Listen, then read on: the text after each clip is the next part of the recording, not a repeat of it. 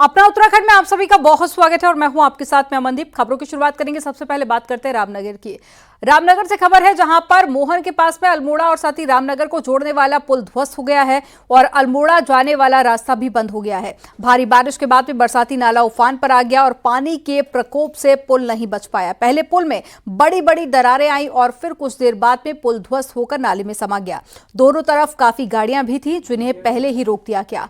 तस्वीरें आप देख सकते हैं। पहले पुल पर दरारें आई थी जिसके बाद में ट्रैफिक को रोका गया था और फिर पुल पर भरा कर नाले में गिर गया।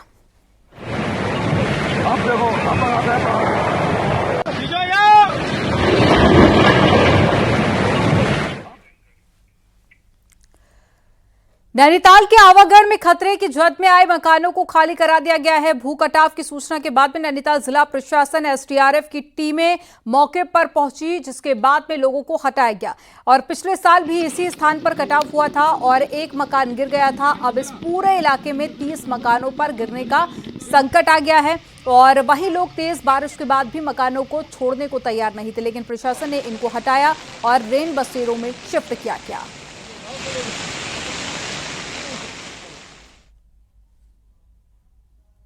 ये देखिए कि 23 सितंबर 2023 को यहाँ पे आपदा आई। उसके बाद प्रशासन द्वारा जो जियो के कट्टे लगाए, यहाँ का मलबा उसी कट्टे में भर के चिपका दिया गया है।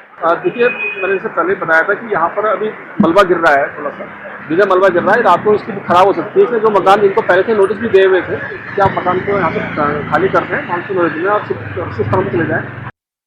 आवागढ़ में हो रहे भूस्खलन कटाव के लिए अभी हालांकि प्रशासन की टीम यहाँ पहुंच चुकी है और उसके बाद जो ऊपरी वाला इलाका है देख सकते हैं जहां से भूस्खलन लगातार हो रहा है। जो जियो बैग लगाए गए थे प्रशासन की ओर से वो पूरी तरीके से नीचे गिर गए हैं और इसके अलावा जो ऊपर 30 से 40 परिवार ऐसे हैं जिन पर खतरा बना हुआ है।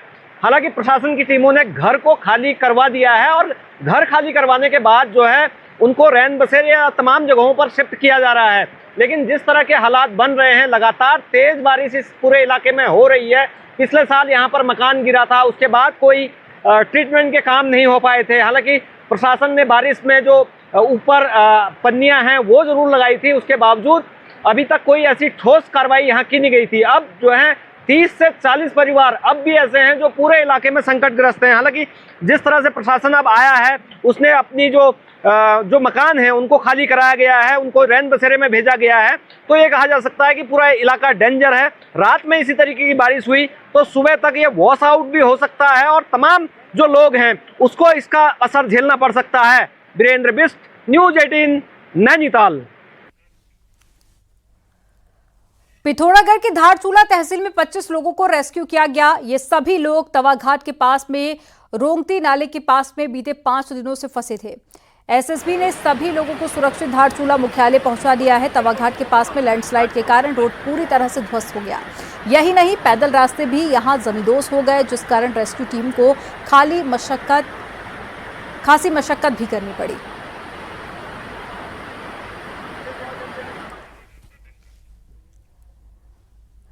लगातार हो रही बारिश के बाद में पिथौरागढ़ में नदियां उफान पर हैं और पुल भी खतरे में आ गए हैं।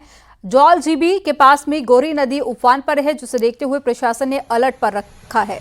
बारिश के कारण गोरी नदी चेतावनी के स्तर से ऊपर जा पहुंची है जिसे देखते हुए प्रशासन ने नदी किनारे रहने वालों को सावधान रहने को कहा। साथ ही इन इलाकों में आपदा प्रबंधन की टीमों को भी अलर्ट मोड पर रहने के लिए निर्देश दिए। गोरी नदी के साथ ही काली नदी भी 2 दिनों से चेतावनी के स्तर के ऊपर बढ़ रही है जिसके बाद में जौलजीबी, बलुआकोट, धारचूला और साथ ही झूला घाट में नदी किनारे रहने वालों के लिए भी अलर्ट जारी किया गया। वहीं पिथौरागढ़ में चाइना बॉर्डर को जोड़ने वाला गुंजी पुल खतरे की जद में आ गया है और तेज बारिश के कारण पुल के बेस में दरार आ गई है। तस्वीरें आपको चाइना बॉर्डर की दिखा रहे हैं जहां पर एक्सक्लूसिव तस्वीरें आप न्यूज 18 पर देख रहे हैं।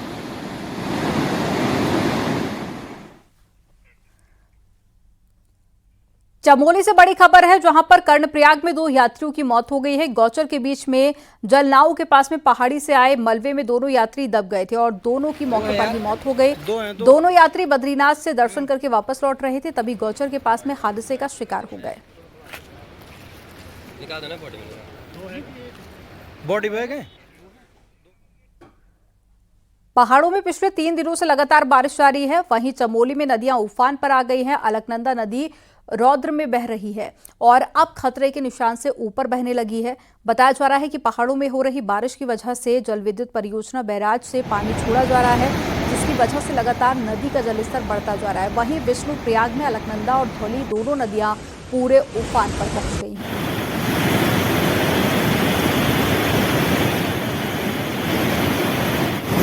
पहाड़ों में लगातार हो रही बारिश की वजह से नदियों का जलस्तर बढ़ने लगा है। आप देखिए तस्वीर में जो अलकनंदा नदी है उसका जलस्तर लगातार बढ़ता चला जा रहा है, जिसकी वजह से जो विष्णुप्रयाग जो घाट है वो इस समय जलमग्न हो गया है। यहाँ पे बताया जा रहा है कि जो रेलिंग है वो भी यहाँ पे पूरी बह चुकी है।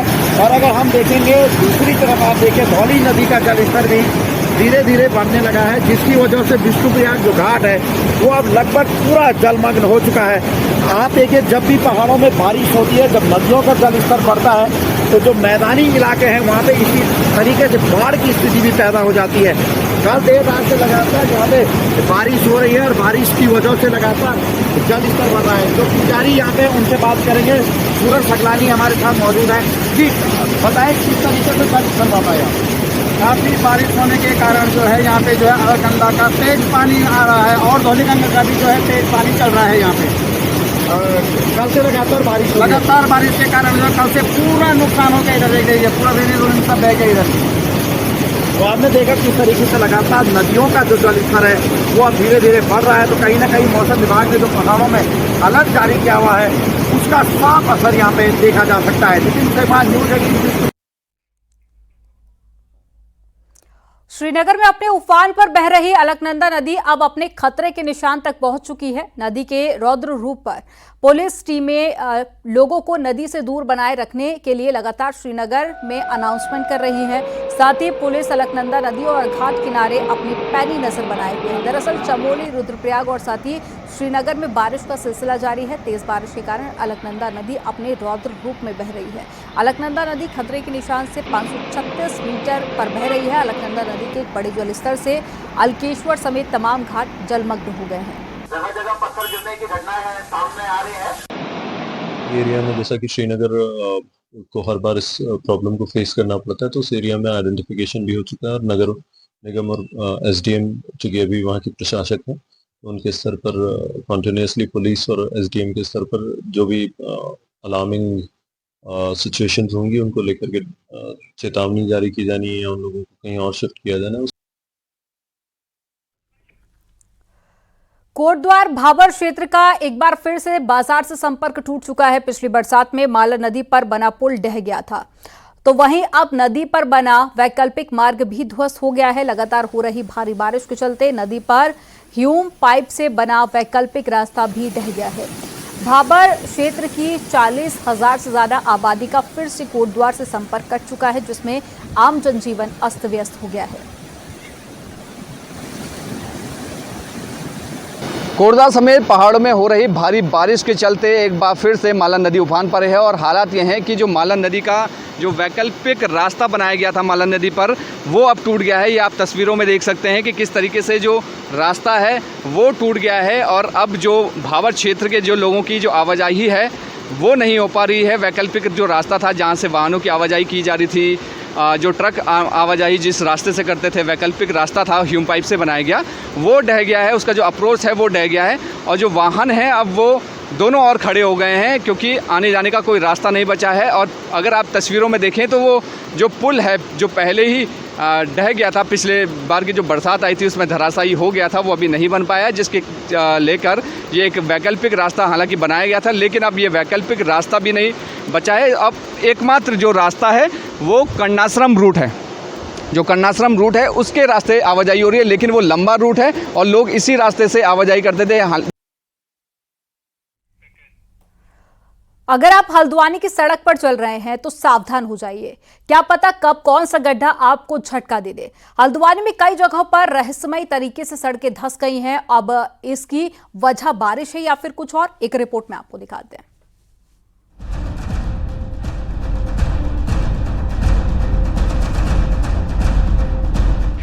मॉनसून की बरसात के साथ ही कुमाऊं के सबसे बड़े शहर हल्द्वानी में कई जगह सड़कें रहस्यमयी तरीके से धंस चुकी हैं। ये क्यों हो रहा है, ये किसी को नहीं पता। और ये सब देखकर स्थानीय सांसद और पूर्व केंद्रीय मंत्री भी हैरान हैं। आप में बहुत ही रहस्य की बात है कि तिकोनिया जैसी जगह में पूरी नहर धंस गई, जबकि नहर बंद है तब भी उसमें पूरी तरह से पानी इस समय बह रहा है, नहर बंद होने पर भी। दूसरी तरफ अधिकारी इसे बारिश के दौरान होने वाली सामान्य घटना करार दे रहे हैं और ट्रीटमेंट की बात कर रहे हैं। जहाँ तक सड़क पर जो पॉटहोल्स डेवलप हो जाते हैं मानसून में, उसका मुख्य कारण ये होता है कि सड़कों के दोनों ओर अगर हमारा निकासी समुचित नहीं है और कहीं पर भी वाटर लॉगिंग होती है तो उसकी सरफेस डैमेज होती है। लोक निर्माण विभाग और नगर निगम हमारी शहर की आंतरिक सड़कों को मैनेज कर रहा है, उसको अभी हम लोग दिखवा रहे हैं। यदि कहीं पर ऐसी स्थिति उत्पन्न होती है तो उसको रिपेयर कराया जाएगा। दरअसल हल्द्वानी में तिकोनिया, बनफूलपुरा, हीरानगर वो इलाके हैं जहां बीच रोड जमीन धंस चुकी है। ऐसे में लोग अब डरे हुए हैं। हल्द्वानी से न्यूज़ 18 के लिए शैलेंद्र नेगी की रिपोर्ट।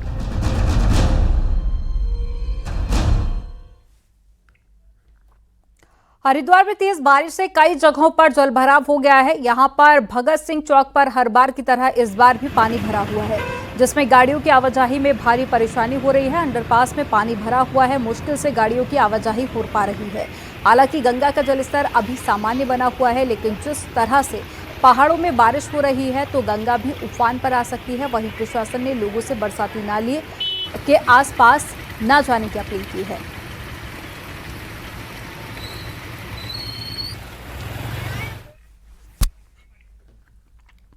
देहरादून से बड़ी खबर है। बारिश के हालात को लेकर मुख्यमंत्री पुष्कर सिंह धामी ने हाई लेवल मीटिंग की है। मुख्यमंत्री ने सभी अधिकारियों को निर्देश दिया है कि 24 घंटे अलर्ट मोड पर रहें और सीनियर अफसर जिलों के साथ ही कोऑर्डिनेशन बनाए रखें।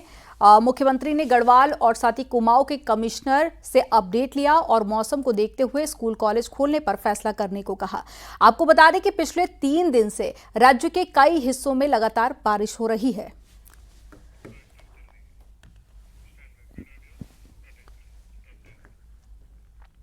पहाड़ से जुड़ी हुई 10 बड़ी खबरें आपको दिखाते हैं फटाफट अंदाज में। कोटद्वार नगर निगम में सफाई करने वाले 85 पर्यावरण मित्रों की छुट्टी कर दी है, जबकि 11 को सफाई हवलदारों को डिमोट कर दिया है। इसकी जगह पर नई भर्ती होगी। नैनीताल के ओखलकांड में निर्माणाधीन रोड पर भूकटाव के बाद में मलबा खिसक कर नीचे आ गया। चक्राता कालसी रोड पर कई जगह पर भूस्खलन हुआ है और लगातार गिरता मलबा लोगों के लिए दिक्कत बन रहा है। चमोली में खीरो घाटी को जोड़ने वाला पुल बह गया है, जिससे कि करीब 20 लोग घाटी में फंस गए हैं। रामनगर में कॉर्बेट प्रशासन ने पर्यटकों से अपील की है, मौसम की जानकारी लेकर ही आने को कहा। बागेश्वर में पुलिस ने कई गांवों में जाकर भांग की अवैध खेती को नष्ट कर दिया है। नशे के खिलाफ मुहिम चलाई। अल्मोड़ा में डिप्लोमा इंजीनियर्स ने 10 सूत्री मांगों को लेकर कार्य बहिष्कार शुरू कर दिया है। केंद्र सरकार की योजना मनरेगा में सहायकों का मानदेय पिछले 4 महीने से नहीं आया है, सहायकों ने जल्द देने की मांग की। बागेश्वर में क्षतिग्रस्त पुल, सड़क और नालियों के निर्माण को लेकर पीडब्ल्यूडी को ज्ञापन सौंपा गया। बागेश्वर में बारिश से किसानों के चेहरे खिले हुए हैं। महिलाएं धान का रोपाई कर रही हैं और इस बार अच्छी फसल की उम्मीद भी जता रही हैं।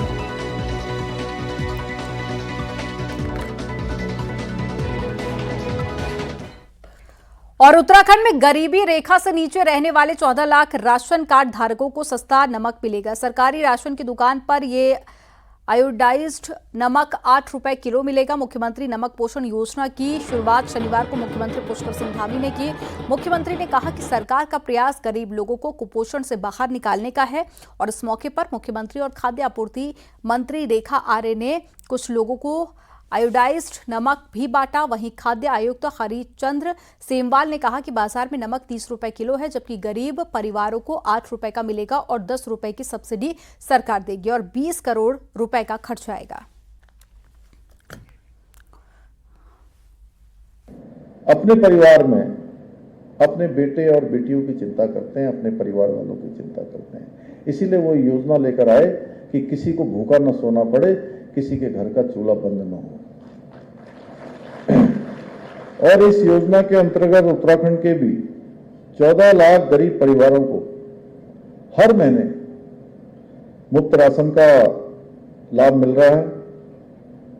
इस योजना के अंतर्गत पहले सामान्य चावल मिलता था, अभी रेखा जी बता रही थी, लेकिन अब फोर्टिफाइड राइस इसमें वितरित किया जा रहा है। पूरे प्रदेश में जो भारत सरकार की गरीबी रेखा तय की गई है, राष्ट्रीय खाद्य सुरक्षा योजना में जो लोग आते हैं उनको दिया जा रहा है, जो लगभग 15 लाख के करीब परिवार हैं पूरे प्रदेश में, और उनको राज्य सरकार द्वारा 8 रुपये में दिया जा रहा है और 10 रुपये उसमें सब्सिडी दी जा रही है, जो राज्य सरकार के द्वारा लगभग 20 करोड़ रुपए वार्षिक वहन किया जाएगा। चमोली बारिश के बावजूद भी गढ़वाल सांसद और बीजेपी के राष्ट्रीय मीडिया प्रमुख अनिल बलूनी ने उपचुनाव का प्रचार किया और बीजेपी उम्मीदवार के लिए जनता से वोट की अपील की। गढ़वाल सांसद अनिल बलूनी ने पीपलकोटी क्षेत्र में बीजेपी उम्मीदवार राजेंद्र भंडारी के लिए प्रचार प्रसार किया। अनिल बलूनी लगातार राजेंद्र भंडारी के लिए प्रचार कर रहे हैं और इसके बाद भी अनिल बलूनी ने कई जगहों पर जनसंपर्क किया और लोगों से वोट मांगे और कहा कि बद्रीनाथ सीट पर पूरी तरह से माहौल बीजेपी के पक्ष में है। विगत लोकसभा चुनाव में बद्रीनाथ विधानसभा में जब मैं चुनाव लड़ा था तो मुझे बहुत ही अच्छा लोगों का बहुत ही ज़बरदस्त जन समर्थन मिल रहा था, और जो अभी मैं देख रहा हूँ कि पिछले लोकसभा चुनाव से ज़्यादा लोगों के अंदर उत्साह है, ज़्यादा समर्थन मिल रहा है, और मुझे लगता है कि मैं इसके लगभग 8,500 वोट से मुझे यहाँ से मार्जिन था मेरा यहाँ से, मुझे लगता है कि उससे ज़्यादा मतों से जीतने वाले हैं, और लोगों में उत्साह है, लोगों में भारतीय जनता पार्टी के विधायक बनाने को लेकर सोच साफ दिखाई दे रही है। चारधाम यात्रा से जुड़ी बड़ी खबर है। 8 जुलाई तक चारधाम यात्रा रोकी गई है। भारी बारिश की चेतावनी के चलते फैसला लिया गया। यात्रियों से अपनी जगह पर रहने की अपील की गई है। गढ़वाल कमिश्नर ने जारी किया है ये अपील का आदेश। तो एक बड़ी खबर आपको बता रहे हैं, यात्रियों से अपील की गई है।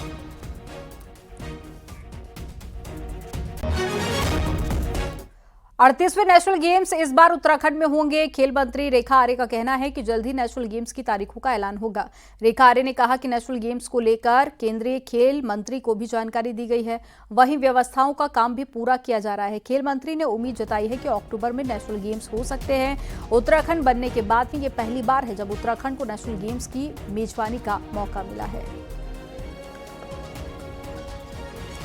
और मुझे गर्व के साथ ये कहते हुए, आपको बताते हुए बड़ी खुशी हो रही है कि 2023 के ही हम लोग अक्टूबर या नवंबर माह के अंत तक में हम लोगों ने आयोग का जो झंडा है वो 38वें राष्ट्रीय खेलों की मेजबानी करने के अनुमति उत्तराखंड को हस्तांतरित हुआ। वह सौभाग्य मुझे प्राप्त हुआ। यहाँ वक्त हो गया एक छोटे से ब्रेक का। आप देखते रहिए न्यूज़ 18।